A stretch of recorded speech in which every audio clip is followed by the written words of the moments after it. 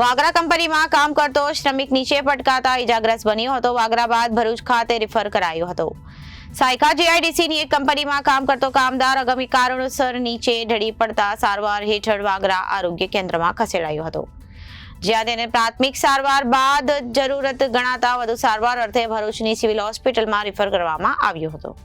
વાગરા તાલુકાની સાયકા જીઆઈડીસી સ્થિત UC colours and intermediates private limited LTD નામની કંપનીમાં આજે સવારે લગભગ 11 વાગ્યાના સમયે કામદાર કંપનીમાં કામ કરી રહ્યો હતો.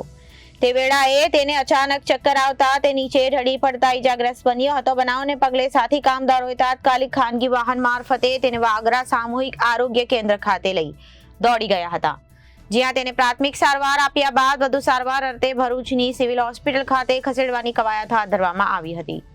કંપનીમાં ઘટના બની હોવા છતાં કંપની સત્તાધીશો વાગરા હોસ્પિટલમાં યુવકની ખબર અંતર જોવા માટે ફરકાયા પણ હતા. ઈજાગ્રસ્ત બનેલ યુવક સતદીપ કુમાર મૂળ રહે બિહારનો હોવાનું જાણવા મળ્યું હતું. જાણવા મળેલી માહિતી પ્રમાણે ઈજાગ્રસ્ત સતદીપ સુશીલ કોન્ટ્રાક્ટમાં કામ કરતો હતો. ઘટના અંગે પૂછતાછ કરતા હાજર કોન્ટ્રાક્ટરે પણ મૌન વ્રત ધારણ કરી લીધું હતું. સેફટી પ્રત્યે કંપની સામે સવાલો ઉદ્ભવી રહ્યા હતા અને કામ કરતી વેળાએ કામદારોને સેફટીના સાધનો આપવામાં આવે છે કે કેમ?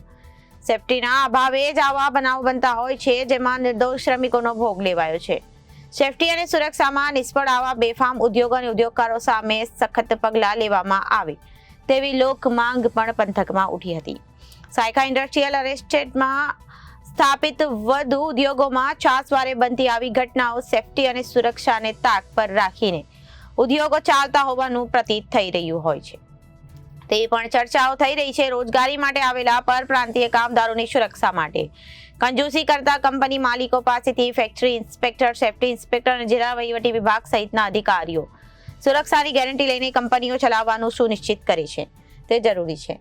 હાલ આવી બેદરકારી પૂર્વક બનતી ઘટનાઓથી કામદારોમાં પણ ભયનો માહોલ સર્જાયો છે. ભય વિના કામદારો કામ કરી શકે કે તે માટે તેમની સુરક્ષાની જવાબદારી લઈ કંપની ધારકો ઉત્તમ ગુણવત્તાવાળા સેફટી શૂઝ, હેલ્મેટ અને સુરક્ષાના અન્ય સાધનો પૂરા પાડે તેવી પણ માંગ ઉઠવા પામી છે.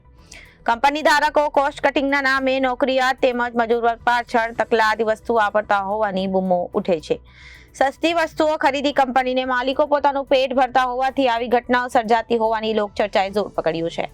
સેફટી અને સુરક્ષા માટે કંપની સંચાલકો પૂરતું ધ્યાન આપે તેવી માંગ ઉઠી છે.